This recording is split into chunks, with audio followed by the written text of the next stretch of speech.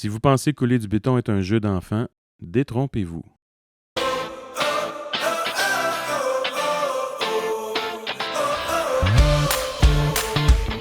Bonjour tout le monde, ici Luc Fournier du département de physique au Cégep de l'Outaouais.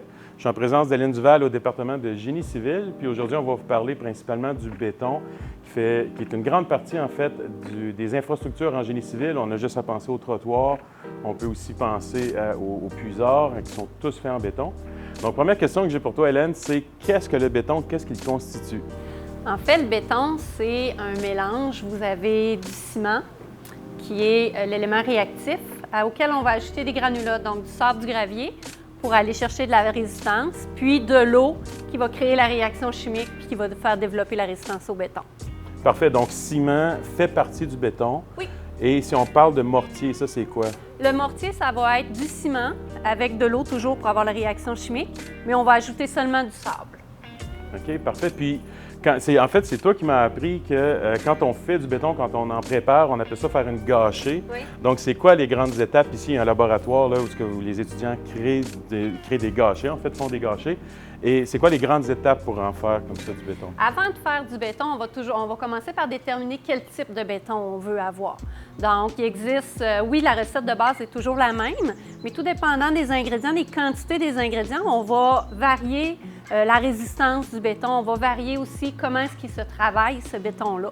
Donc, on va commencer par établir qu'est-ce qu'on désire, puis par la suite, on va calculer les ingrédients, donc la quantité de gravier, sable, ciment, l'eau. Des fois, on peut ajouter ce qu'on appelle des ajouts cimentaires, qui sont des résidus de l'industrie, souvent de la transformation du silice, entre autres pour la fumée de silice, qui vont venir changer les propriétés du béton. Donc, on va déterminer les ingrédients qu'on veut y ajouter. Puis, par la suite, en laboratoire, on va tout introduire ça dans les mixettes. Puis, on va faire les tests pour vérifier la qualité du béton et vérifier qu'il correspond bien aux critères qu'on avait établis surtout. Ah bien, merci beaucoup. Puis moi, je vous vois dans 2 secondes pour vous présenter le béton armé avec toutes les structures physiques derrière ça. À tout de suite. Pour vous parler de la structure du béton, je vais commencer par parler d'une corde, une simple corde. On sait qu'une corde est extrêmement bonne en tension, mais n'est pas capable de supporter la compression. On ne peut pas comprimer une corde.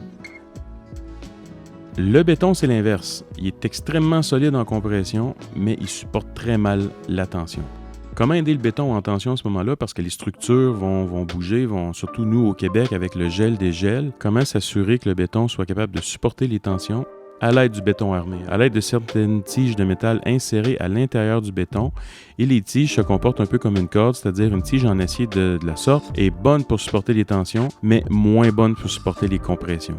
Donc, Hélène, ici, m'expliquait à partir d'un modèle de tablier de pont fait sur de la mousse que s'il y a une charge importante qui est appliquée sur le dessus de la structure, par exemple des voitures qui circulent, le haut de la structure va être en compression, alors que le bas de la structure va être en tension. Et à ce moment-là, dans une structure comme ça, pour bien la supporter, il faudrait qu'il y ait des armatures en acier qui soient insérées dans le bas de la structure pour supporter la structure en tension. Alors que dans le haut de la structure qui est en compression, le béton est très solide, il supporte bien la compression. Donc dans les séquences qu'on a vues ici, justement, un pont comme ça qui se trouve à subir une certaine charge ou juste par la charge de son propre poids, on voit que le bas de la structure va être en tension alors que le haut va être en compression. Donc, ça prend une structure en béton armé pour être capable de supporter la traction ou la tension dans le bas du pont. Donc, si on résume un peu dans une structure en béton armé, le béton est très bon en compression, mais très peu efficace en tension. L'armature en acier, c'est l'inverse.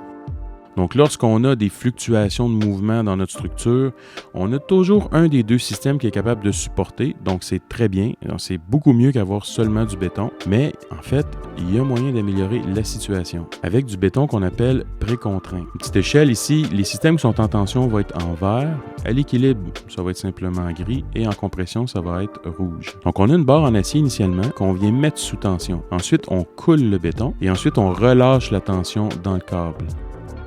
Ce que ça va faire, c'est qu'étant donné que le câble était sous tension, ça va venir relâcher un peu le câble parce que au fur et à mesure que le câble se relâche, le béton, lui, se comprime. Et donc, dans notre situation à l'équilibre, on a les câbles en acier qui sont légèrement tendus, donc un peu sous tension ou encore sous traction. Et en revanche, le béton est un peu en compression. Donc, les deux autant les tiges en acier que le béton sont dans leur zone de confort. Les tiges aiment être en tension et le béton aime être en compression. Si on remet notre schéma pour représenter où ce qu'on est, le béton est un peu dans sa zone de compression et les armatures en acier sont un peu dans leur zone de tension et l'équilibre du système est où ce que la ligne pointillée, de sorte que maintenant, s'il y a des fluctuations dues au mouvement ou au changement de température, ben on a nos deux systèmes qui sont capables de bien le supporter.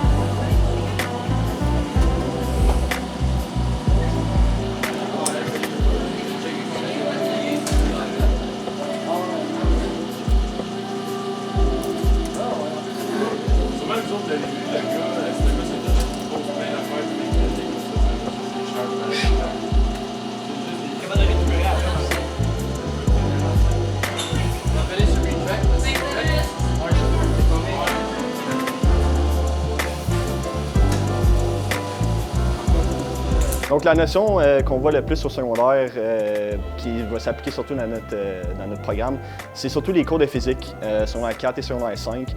En secondaire 5, on a fait beaucoup de petites expériences, notamment nous autres, on a fait des courses d'auto. Fait qu'il y a beaucoup de principes de physique qui vont s'appliquer au génie civil, notamment l'affrottement, les normales, les poids, et ainsi de suite. Puis on a également fait des petites cabanes à oiseaux. Donc, faire des poutres, faire des murs, essayer de tout que ça tienne, du contrevenant, et ainsi de suite. Fait que c'est toutes des choses qu'on va voir dans le génie civil puis qui nous servent énormément.